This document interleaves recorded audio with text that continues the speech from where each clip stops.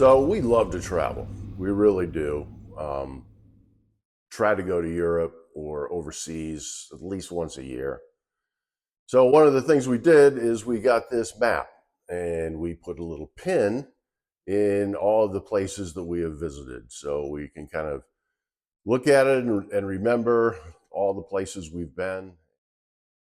Now that we are going to be moving to Ireland, we're just getting started. Oh, the places we've been. Oh, so you got to see a close up of this map here, which is all the places we've traveled thus far. What was one of your favorites? I mean, I love going to the Swiss Alps in Switzerland. Oh, that was going to be my answer. Well, let me tell you what was our most recent trip, Hawaii. That's where we went this year. Weird that we happened to pick a domestic one this year when we know we're going to be moving. We didn't know at the time. That's just a coincidence. One of my other favorites was certainly Scotland and getting to the Isle of Skye. Though getting there is tricky. Once you're there, it's quite beautiful.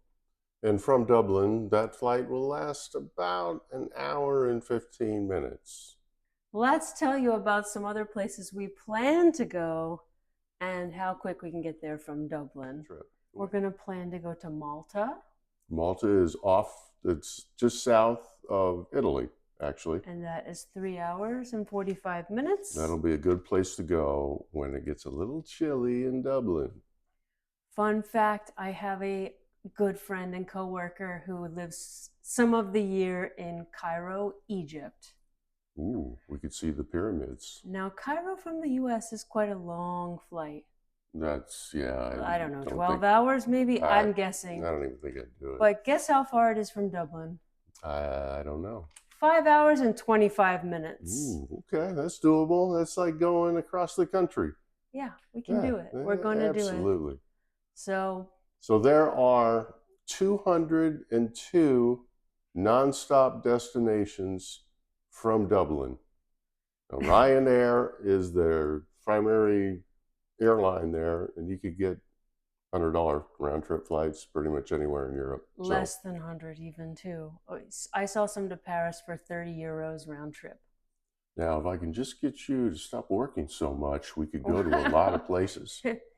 Yes, I do have to work. Is access to all the European Union countries and other places that we can get to quickly.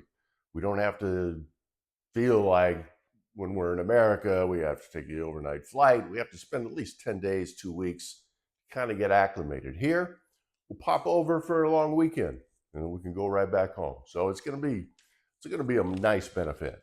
So let's take a look at some of the places we can go with nonstop flights from Dublin.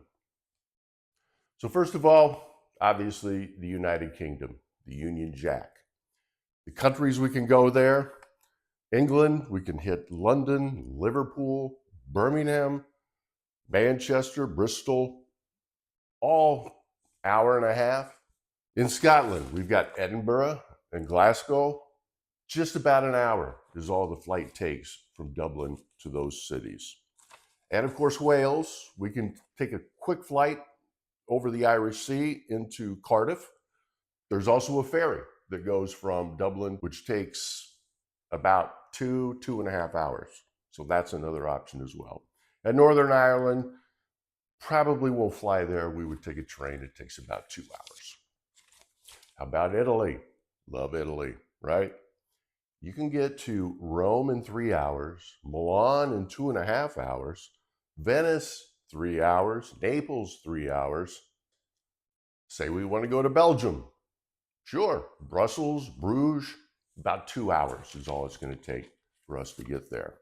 Spain, many options in Spain. Among them, Barcelona, Madrid, Sevilla, less than 3 hours. Canary Islands, which is a part of Spain, you can get there in about 4 hours. And let me just apologize right now. If I mispronounce the name of your city, I still have a lot to learn. How about Northern Africa? Let's go to Morocco. You can get there in about 3 hours.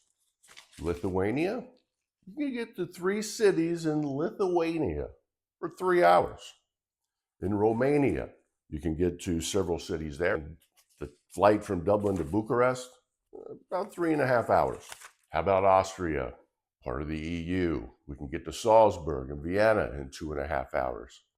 We can go to Albania, Tirana in 3.5 hours. Bulgaria, would you like to go to Bulgaria? Well, it's only 3.5 hours to get to Bulgaria. A couple cities there, Burgas and Sofia. Croatia, we've never been to Croatia. That is on the list of somewhere we're definitely going to go. We can get there in about 3 hours. Czech Republic, also another country we had planned to visit from America. Now we can do it from Dublin. We can get over to Prague in 2.5 hours. You want to go to Scandinavia? Sure, let's go to Copenhagen. It's only about 2 hours away. Finland, a couple cities in Finland, including Helsinki, that's about 3 hours away. And of course, Sweden, you've got Stockholm, we can get there in about 2 hours. France, lots of cities in France we can go to. 19 we can get there nonstop from Dublin. 2 hours or less to get to any of these places in France. Paris, Nice, Grenoble, Bordeaux, Lyon, among them. Germany, also many nonstop flights from Dublin to Germany, 9 cities in all, including Munich, Berlin, Dusseldorf, Cologne, and Frankfurt. You can get there in about 2 hours. Let's say we want to go to Amsterdam. Never been there, over in the Netherlands. 2 nonstop flights from Dublin into the Netherlands, including Amsterdam, and we can get there in about an hour and a half.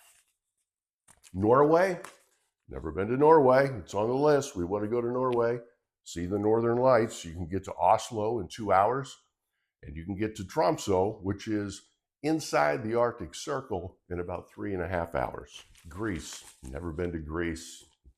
Can't wait to get to Greece. 9 cities you can get from Dublin nonstop into Greece.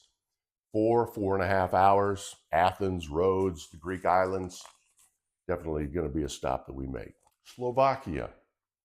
We did a day trip to Slovakia a couple years ago when we visited Europe. Went to Bratislava, had a good time, but now we can go there under 3 hours, spend a long weekend, and really get to know the place. And Poland. 9 cities nonstop to Poland. We can get to Krakow and Warsaw in about 2.5 hours. So as you can see, there are so many options. We plan to take advantage of a lot of them. And it's just, one of the benefits of this move that we're really looking forward to. The problem is we're going to be expats, not immigrants, expats. So we're only going to be there for 2 years.